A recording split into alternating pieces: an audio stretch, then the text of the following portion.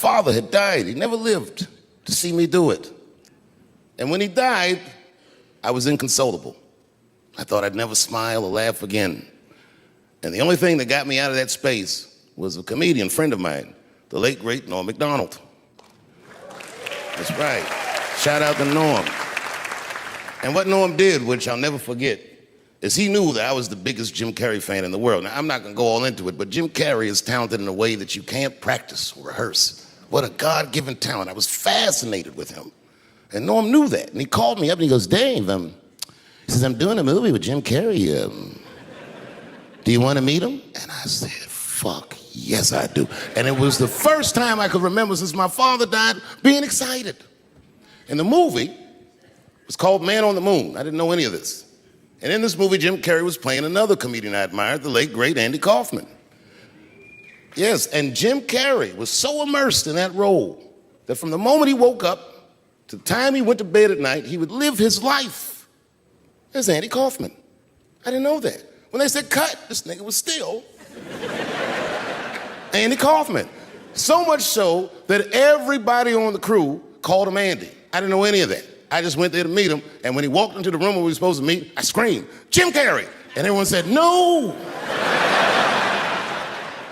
Call him Andy. And I didn't understand. And then he came over and he was acting weird. I didn't know he was acting like Andy Kaufman. Just like, hey, how you doing? And I was like, hello. Andy? Now, in hindsight, how fucking lucky am I that I got to see one of the greatest artists of my time immersed in one of his most challenging processes ever.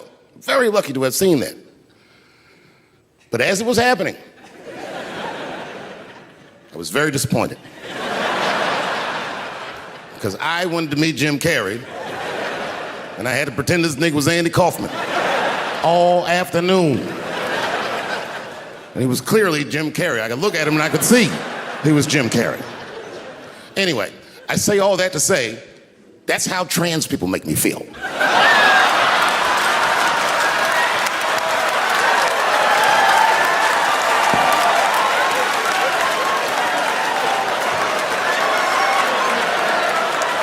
Here we go. Now, if you guys came here to this show tonight thinking that I'm gonna make fun of those people again, you've come to the wrong show. I'm not fucking with those people anymore. It wasn't worth the trouble. I ain't saying shit about trans people. Maybe 3 or 4 times a night, but that is it.